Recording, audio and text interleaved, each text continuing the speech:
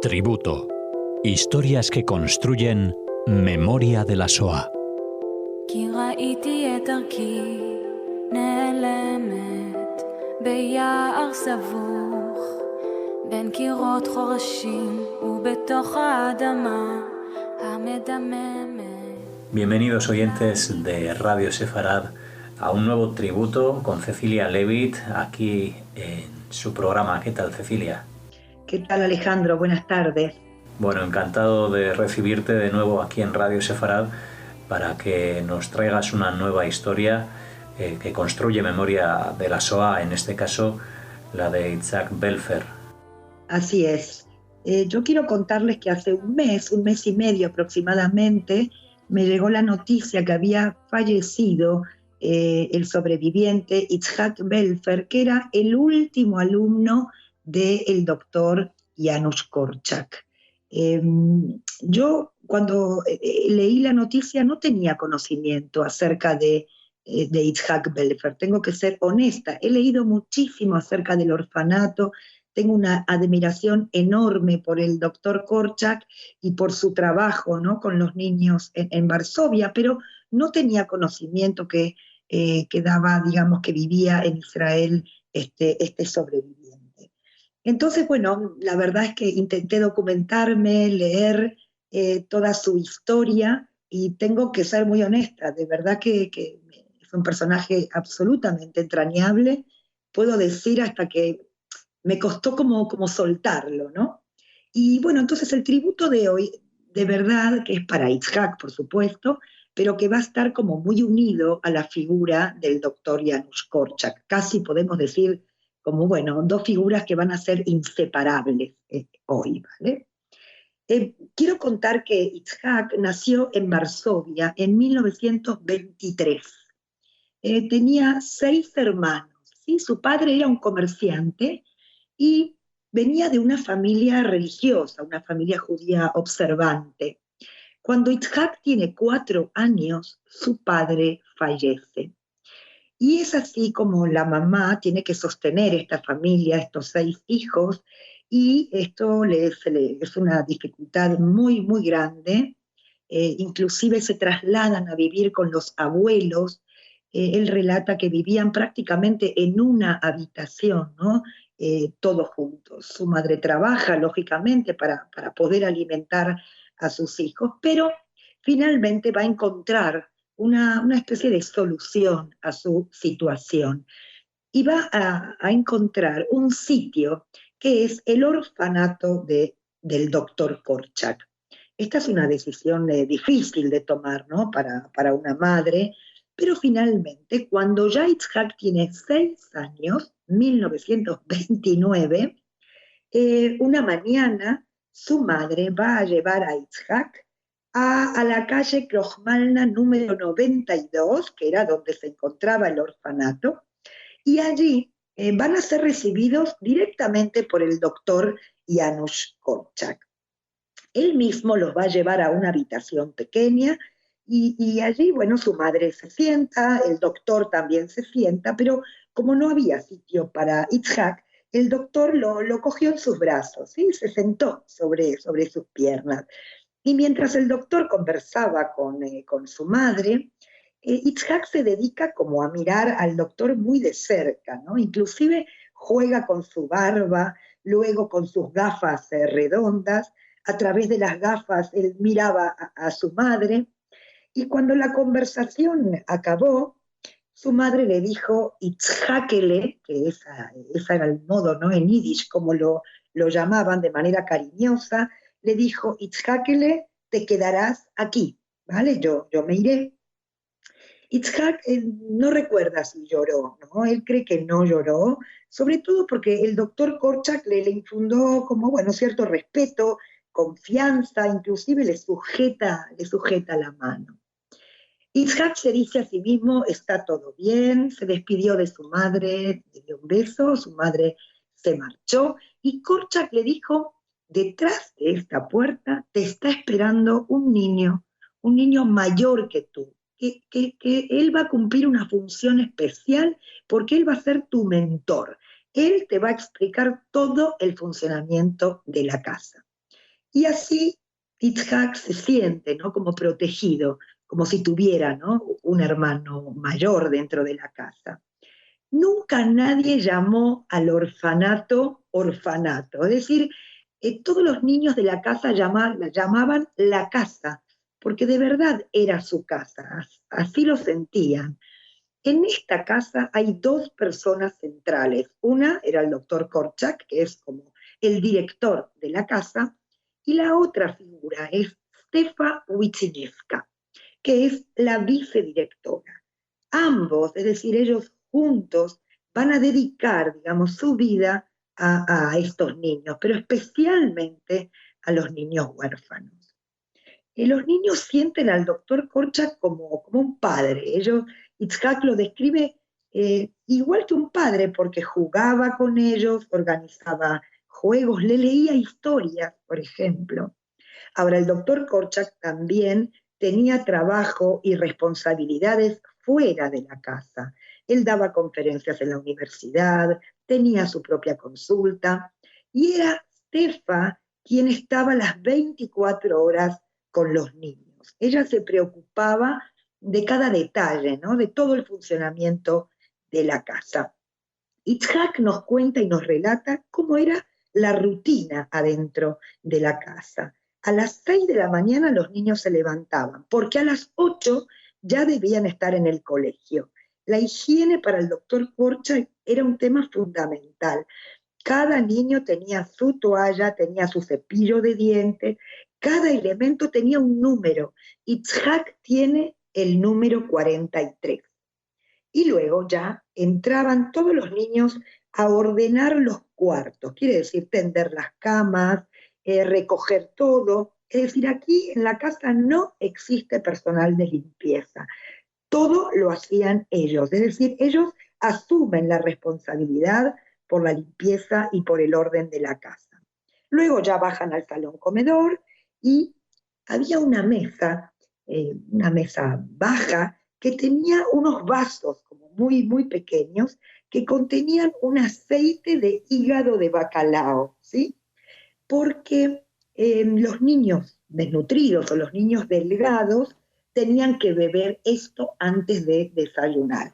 Y es el doctor Korchak que le dice a Itzhak: mira, Itzhak, aquí está escrito que tú debes beber este aceite. Itzhak lo miró y realmente, claro, no quería, pero si el doctor lo decía, había que hacerlo. Y el doctor le enseña cómo beber este aceite. Le dice: tú coges el vaso con una mano y con la otra coges un pedazo de pan y lo untas con sal. Luego te tapas la nariz, el doctor le enseña cómo hacerlo, y te tragas el aceite. Muy rápido, coges el pan con sal y verás que hasta inclusive esto está rico. En el desayuno eran servidos por otros niños mayores, ¿sí?, que tenían también esta responsabilidad, cumplían como turnos, ¿no?, para servir el desayuno. Y a las 7:30 de la mañana ya estaban vestidos para marchar al colegio, cogían sus carteras, sus portafolios y partían a la escuela. Al lado de la puerta de salida se encontraba Stefa, con 2 cestas de bocadillos para el recreo. Ella es quien le entrega a cada niño y además sabe cuánto darle a cada uno. Itzhak siempre pedía uno solo, un bocadillo solo, porque para él esto era suficiente. Como dije antes, Itzhak venía de una casa observante, religiosa, pero la casa del doctor Korchak era una casa laica. Y sin embargo, tanto Korchak como Stefa les dan libertad a los niños para elegir si querían seguir con sus rezos o respetar el día Shabbat, o querían tener una educación laica. Quiero decir que de todos modos, dentro del orfanato, toda la vida cultural judía y las festividades judías se festejan dentro de la casa. Janusz Korczak es un médico que llega a una conclusión que creo yo que para su época es muy avanzada. Él dice que no es suficiente curar o sanar a un niño físicamente, sino que hay que ocuparse de su estado emocional. Él habla que hay que darle al niño herramientas para que pueda ser feliz y que pueda sobre todo enfrentar sus dificultades. Cuando Korczak es nombrado director del orfanato, va a renunciar a su trabajo en el hospital judío de Varsovia. Inclusive va a cerrar más tarde su consulta privada, que era una consulta conocida, le iba muy bien en ella. Estamos en una época que ya es un médico reconocido, podemos decir famoso, ¿no? Él tiene como una especie de doctrina, él dice, el niño es una persona y debe tener los mismos derechos que un adulto.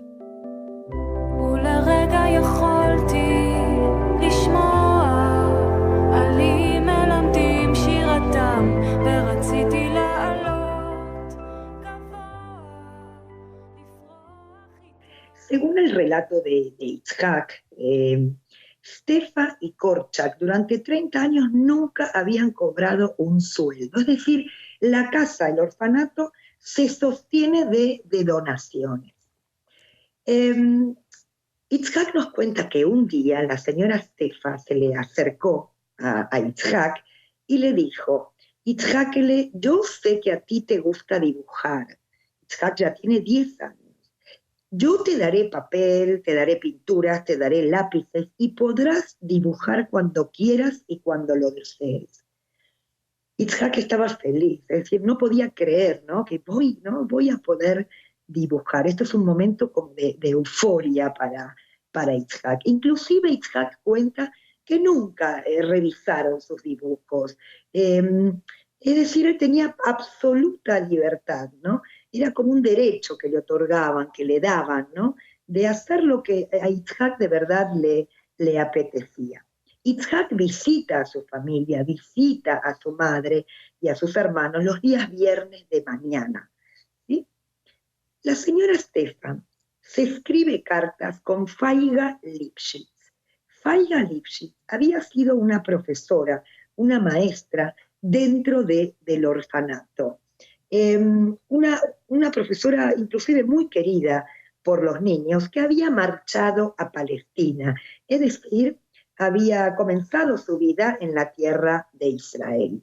Y Stefa comienza a escribirse cartas con esta amiga, con esta profesora. Alrededor del año 32, Stefa decide viajar a la tierra de Palestina, a Israel, a visitar a Faiga Lipschitz. Y es así como va a llegar al kibutz Ein Harod, que era el kibutz donde se encontraba Faiga.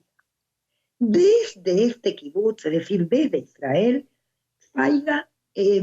Stefa le escribe al doctor Korczak y le va a hablar maravillas del kibutz Ein Harod. Le va a hablar del movimiento sionista, de la fuerza que estos jóvenes tienen o los sueños que tienen en la creación de un futuro Estado. Y es así que un par de años más tarde, el doctor Korczak, en 1934, decide viajar a Ein Harod, es decir, a la tierra de Palestina, a este kibutz. Y por supuesto que lo reciben con las manos abiertas. Y como dije antes, él no creía y ni siquiera sabía, no tenía conocimiento acerca del movimiento sionista, ¿no? Que esto era tan potente e importante. Para él, de verdad, que esto es todo una revelación. En 1938, Stefa decide dejar de trabajar en el orfanato y decide establecerse en la tierra de Palestina, en el kibutz, a trabajar. Se queda allí, pero en realidad se queda allí esperando al doctor Korczak. Sin embargo, este no llega. Ya estamos en el año 1939 y Stefa ya escucha en Israel, en la tierra de Palestina, ya escucha que tal vez va a estallar una guerra. Por tanto, Stefa decide regresar a Polonia y ayudar a Korczak a inmigrar a Israel. Pero entonces no llegan a realizarlo, no les da tiempo, porque estalla la guerra el 1 de septiembre de 1939, y ella entonces se queda con él en el orfanato. Itzhakele permanece en la casa hasta 1938, es decir, un año antes que estallara la guerra. ¿Por qué? Porque Itzhak ya tiene 15 años y a esa edad tenían que abandonar la casa, es decir, era la edad límite en la cual ellos podían vivir allí. Y ahora tenía que salir a trabajar, con lo cual él regresa a su hogar para colaborar con su familia. Pero Itzhak va a regresar al orfanato como voluntario, es decir, no va a vivir más ahí, pero va a colaborar con los niños y con el doctor. Cuando estalla la guerra, el 1 de septiembre del 39, aquí se presenta un dilema, ¿no?, con los niños del orfanato. El dilema es qué hacer con los niños. Una opción era enviarlos a sus casas y otra opción era permanecer juntos en el orfanato. Korczak estaba a favor de la idea de que los niños permanezcan juntos en la casa. Él pensaba que los niños no tendrían dónde ir, ¿no?, si regresaban, y que inclusive estarían en las calles. El mismo día que los nazis ocupan Varsovia, ya comienzan las persecuciones contra los judíos. Cuando ya se decide la creación del gueto de Varsovia, el orfanato tiene que trasladarse al gueto, adentro de las murallas. En el momento del traslado, ¿sí?, cuando, cogen unas carretas, los niños junto con Korczak y con Stefa van camino hacia el gueto, los nazis van a incautar un carro lleno de patatas, que era la comida de los niños. Es así como, por ejemplo, un hombre de la Gestapo le va a preguntar al doctor Korczak, le dice, ¿cómo usted, ¿no?, un médico polaco, se preocupa tanto por estos niños judíos? Y Korczak le contestó, perdón, yo soy judío. Y entonces, ¿por qué no lleva cosida a su ropa la estrella de David? Y Korczak le respondió, porque yo no me voy a sumar a semejante humillación.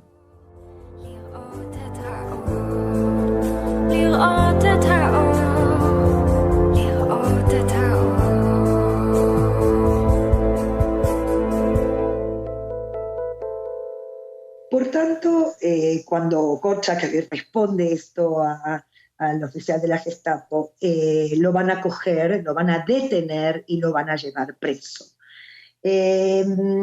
Mientras él está en la prisión, Stefa será la encargada de trasladar al gueto, ¿sí?, de trasladar a todos los niños al gueto, a la calle Chlotna 33. Y ella organiza la casa, ¿sí? Los niños van a continuar con todo ese aprendizaje de responsabilidad, de respeto del uno por el otro. Nadie renuncia, ¿no?, a este orden, a la rutina. Itzhak dice, es como un oasis, ¿no?, lo que sucede allí adentro. Unos meses más tarde, Janusz Korczak regresa a la casa, es liberado, regresa con sus niños ahora en el gueto.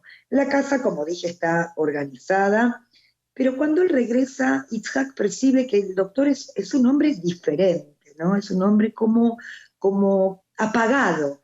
Y seguramente esto tiene que ver por el temor, por la preocupación hacia sus niños, ¿sí? El orfanato se va a encontrar en el gueto pequeño, pero cuando el gueto pequeño se cierra, nuevamente tienen que trasladar el orfanato a otro sitio. Y ahora la situación es más grave, porque el orfanato ahora contiene 200 niños. Son niños que van a ir cogiendo durante el periodo de la guerra, niños huérfanos o niños que están o que se encuentran en la calle. Itzhak, en 1939, toma una decisión. Junto con un amigo, se va a escapar a la frontera de la Unión Soviética. Él cree que es lo mejor. Itzhak se siente fuerte para poder hacerlo. Siente que, bueno, que había recibido una educación que lo ayudó a confiar en sí mismo. 7 años estuvo en el orfanato. Se sentía hasta orgulloso, ¿no?, de sí mismo. Se despide de Korchak. Inclusive Korchak le va a dar como su bendición y también les va a dar dinero. Cuando Itzhak y su amigo llegan a Bielorrusia, se van a establecer en un campamento de refugiados en Malkini. Y luego, posteriormente, ya van a ser enviados a un campo de trabajos forzados en las minas de carbón en los Urales. En 1941 ya fue conscripto en el Ejército Rojo. Y ya años más tarde, cuando la guerra está por acabar, los van a enviar a trabajar a una fábrica hasta el final de la guerra. Por tanto, en 1946, un año después, cuando la guerra había acabado, Itzhak está solo y regresa al orfanato de la calle Krojmalna 39, aquel orfanato que había sido su hogar, su casa. Y la casa está en pie, existe, pero ahora hay un internado cristiano polaco. Itzhak entra y va a ir directamente al salón comedor y lo recibe una señora. Itzhak se presenta, le cuenta quién es, le cuenta que vivió 7 años allí y que fue alumno del doctor Korchak y que él quiere saber cuál fue el destino del doctor. Y la respuesta es que los deportaron a todos, al doctor, a Stefa, a los niños, que los llevaron a los trenes y que luego fueron llevados a Treblinka. Itzhak sabe lo que es Treblinka, sabe que es un campo de exterminio. Itzhak queda realmente conmocionado, ¿sí? Y él dice que su mente va a quedar fija en esa imagen, ¿no?, de los niños partiendo y subiendo al tren. Ya no hay rastros de la familia de Itzhak, ¿sí? En su regreso ya no está su madre, ni tampoco sus hermanos, ni tampoco sus abuelos, ¿sí? Apenas quedan sobrevivientes en Varsovia. Y entonces Itzhak, que es el único miembro de su familia que sobrevivió, partió de Polonia a Checoslovaquia, luego a Austria y finalmente a Génova, a Italia, donde va a conocer a un miembro de la agencia judía que alentaba a los judíos a emigrar a Israel.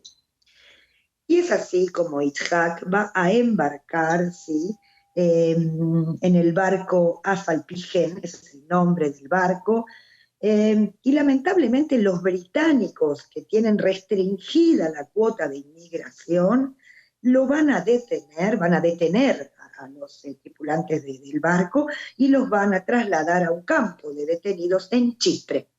Estamos hablando ya del año 47. En este campo de detenidos va a conocer a un artista, un escultor, a Ze'ev Ben Tzvi. Este artista le va a enseñar todo tipo de habilidades relacionadas con el arte. Recién en 1949 podemos decir que finalmente llegó a Israel. Israel ya había declarado su independencia en el 48 y Itzhak va a servir 2 años como soldado en el ejército israelí.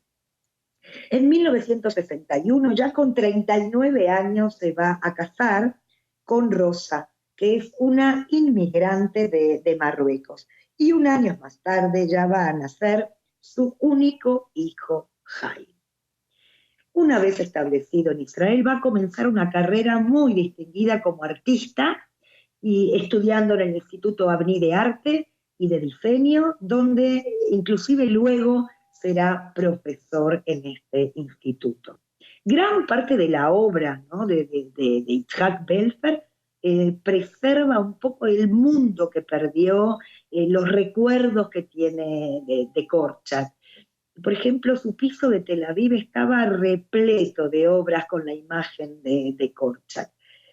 Un dato para mí llamativo es que durante 30 años solo produjo obras en blanco y negro, hasta que su esposa un poco lo convence para que pintara, bueno, en color, y también un poco para expandir su repertorio. Las obras de Itzhak Belfer fueron expuestas en muchas exhibiciones en Israel y en el exterior. Hay una escultura en la ciudad de Günzburg, en Alemania, que representa a Korczak rodeado por un grupo de niños. La educación que recibió en el orfanato, él dice, esto es lo que a él lo formó como persona, ¿no? A lo largo de toda su vida. Él dice, yo soy ese Itzhakele, ese soy yo. En el 2016 publicó un libro para niños que se llama El hombre que sabía amar a los niños, sobre sus experiencias en el orfanato.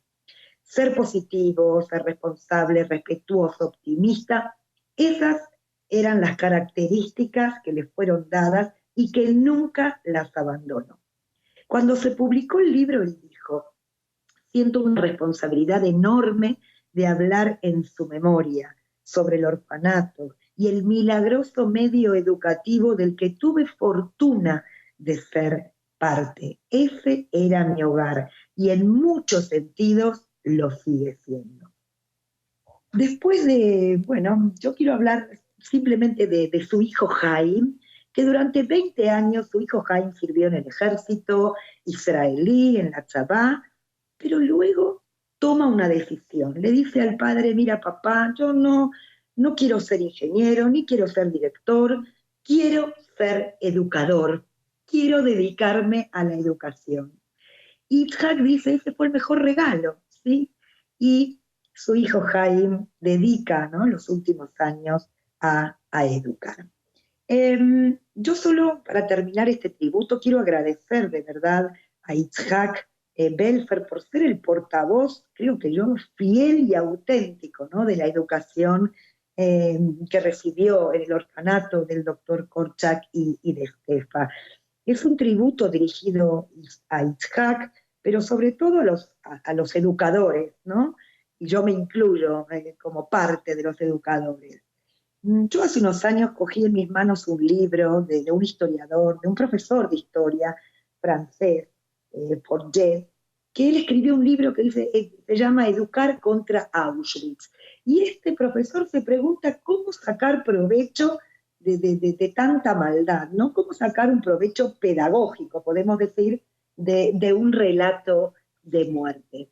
Y él va a decir que la Shoah nos provee, educación en valores, nos permite hablar del respeto, de la solidaridad, de la igualdad, de la tolerancia, pero sobre todo dice algo para mí muy interesante, dice, unos jóvenes respetados aprenderán a respetar. Y eso es lo que sintió Itzhak. Itzhak sintió ese respeto, ¿sí?, que le dio, que le otorgó, que le regaló el doctor Korczak. Y entonces brindo, ¿no?, por todos nosotros, educadores del siglo XXI, que tenemos un desafío enorme, ¿sí?, tomar ejemplo del doctor Korczak, que es de verdad un ejemplo a seguir. Muy bien, pues con ese reto nos despedimos aquí en Radio Sefarad, en este tributo que Cecilia Levitt nos ha acercado como cada semana. Gracias, Cecilia. A ti, buenas tardes, Alejandro. מתפרקת מכל כאביי, מכל בדידותי.